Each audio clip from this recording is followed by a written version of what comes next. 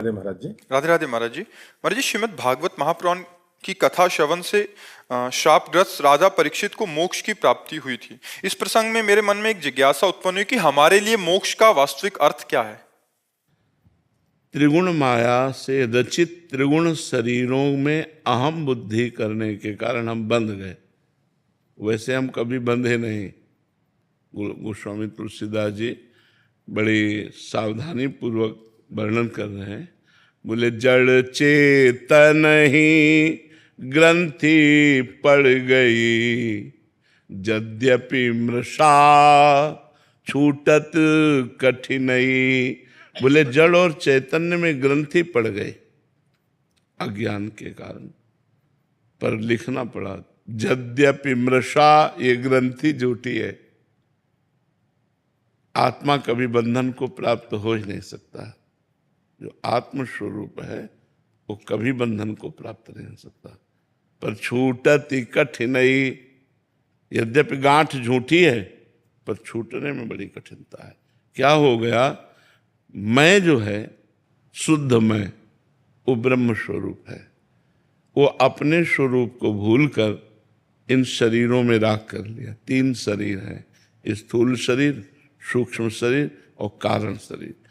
अब देखो, आपसे जैसे पूछा जाए आप कौन हैं, तो आपका विचार इसी शरीर पर आएगा। नहीं, मैं अमुक हूँ, अमुक गांव में पैदा हुआ हूँ, अमुक जाति में पैदा हुआ हूँ। लेकिन ये स्थूल शरीर हमारा ढांचा है, मैं तो नहीं हूं ना। बस इसी भ्रम का नाश हो जाना मोक्ष कहते हैं।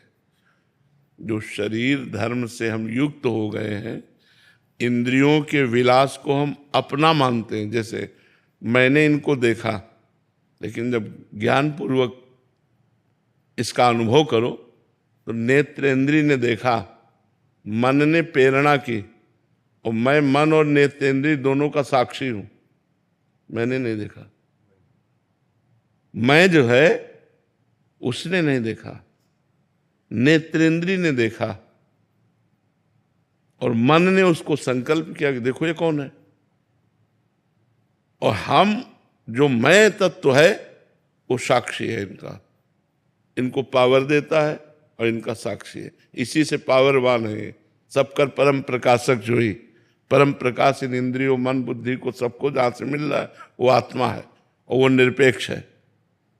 जब ये अंदर ज्ञान हो जाता है कि ना मैं खाता हूं, न, जिसे 5वें अध्याय में गीता में लिखा है, जो स्थित प्रज्ञ पुरुष है वो खाता हुआ भी खाता नहीं है, पीता हुआ भी पीता नहीं है, देखता हुआ भी देखता नहीं है, चलता हुआ भी चलता नहीं, वो सूंघता हुआ भी सूंघता नहीं।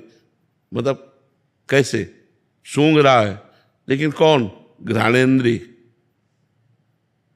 इसका अनुभव कौन करा रहा है? मन। मैं तो हूं नहीं, इसमें मैं नहीं है।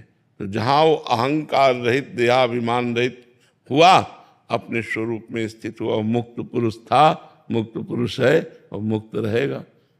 पर बंध गया इसमें, मैंने देखा, मैंने किया, मैंने भोगा, मैंने अहंकार विमूढ़ात्मा करता हमिति मन्यते। वही अहंकार का बंधन है। साधना के द्वारा इसी भ्रम को मिटा दिया जाता है। वो जीवन मुक्त पुरुष होकर अखंड आनंद का, परमानंद का अनुभव करता है अपने स्वरूप में। पर छूटती कठिनाई, बिना गुरु कृपा के, बिना साधना के ये बात नहीं आएगी। गुरु कृपा से साधना मिले और खूब हो, तब धीरे धीरे खुद अनुभव होने लगता है मैं देह नहीं हूं। ये देह हमारी पोशाक है। जैसे आप कुर्ता पहने तो आप कुर्ता तो नहीं हो, कुर्ता पहनने वाले हो। ऐसे मैं शरीर नहीं हूं, शरीर को स्वीकार करने वाला हूं। अस्वीकृति कर दो, खत्म हो जाएगा। अब मैं शरीर नहीं हूं, एक चाटा लगा मानो तो दुख तो होगा ना, पर ज्ञानी को चाटा का दुख नहीं होगा, दर्द होगा, पीड़ा होगी, दुख नहीं होगा। क्योंकि पता है इस शरीर है, इसका प्रारब्ध भोग है, तो इसको थप्पड़ पाला तो थप्पड़ पा लिया, और पूजा पा ली तो पूजा पा लिया। न उसको दुख है न सुख है, वही जीवन मुक्त महापुरुष है। एक चंदन लगा रहा है और एक अपमान कर रहा है, दोनों के प्रति समबुद्धि है, वही महात्मा है, वही जीवन मुक्त पुरुष है। तो मोक्ष का तात्पर्य है, जैसे काम वेदना आई तो किस पर आई? आप पर कभी नहीं आ सकती। काम, क्रोध, लोभ, मोह, मद, मत्सर, इनका प्रभाव आत्मा पर नहीं है। हाँ, इनका प्रभाव अंतःकरण पर है, सूक्ष्म शरीर। जो सूक्ष्म शरीर है उसमें जो अहम है, सूक्ष्म शरीर में 4 अंतःकरण के मन, बुद्धि, चित्त, अहंकार, उस अहंकार में बैठे होते हैं। मैं भोगूं, मैं देखूं, मैं चखूं, ये जो इच्छा प्रकट होती है उसमें होती है। तो जो ज्ञान का साधक होता है वो देखता है कि अंतःकरण में स्फुरणा हो रही विषय की, वो उसे देखने वाला बनता है, तो उस पर वो ना सह गया। अब जो जलन हुई वो भी अंतःकरण में हुई, अपने में नहीं हुई। यहाँ हम सब अपने में मानते हैं। जैसे मेरा मन कहता है ये चीज खाऊं और वो ना दूं तो जलन पैदा करेगा, अशांति पैदा करेगा, तो हमें लगता है यार खा लेते हैं तो शांति हो जाएगी। बस यही बंधन है, यही बंधन।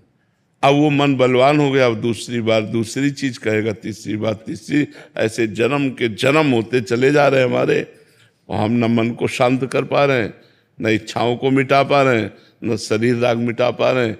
यही बंधन हमें पुनरपि जननम पुनरपि मरणम में डाले हुए है। अब गुरु की शरण लेकर जब हम भजन करते हैं और अंदर ज्ञान विज्ञान उत्पन्न होता है, विवेक, तो होए विवेक मोह ब्रह्मभागा, तब रघुवीर चरण अनुरागा, तो फिर सब बात बन जाए। तो भजन करो, भजन करो और संतों का संग करो, शास्त्रों का स्वाध्याय करो और सहना सीखो। गर्मी, सर्दी, बरसात, भूख, प्यास, काम, क्रोध, लोभ, मोह, मद, मत्सर, जो सहन कर गया वो महात्मा हो गया, जो टूट गया वो विषयी हो गया। यही खेल चल रहा है। सहन कर जाओ, मन की पीड़ा को सहन कर जाओ। यमहीन व्यथ्यन्ते ते पुरुषम पुरुषर्षभ सम दुखा सुखाधीरम स्वमृतत्वाय कल्पते। जो सह गया, व्यथित नहीं हुआ, मन की पीड़ा से हारा नहीं, सुख दुख में समान भाव रखा, वो अव्यय पद का अधिकारी, परम पद का अधिकारी हो जाता है। वो अमृत पद में स्थित हो जाता है। और सही पूछो तो स्थित नहीं हो जाता, वो स्थित था। हाँ, अनुभव केवल होता है, भ्रम हट गया, अनुभव हो गया, वो तो मुक्त था ही। उसे कभी कोई नहीं मान सकता।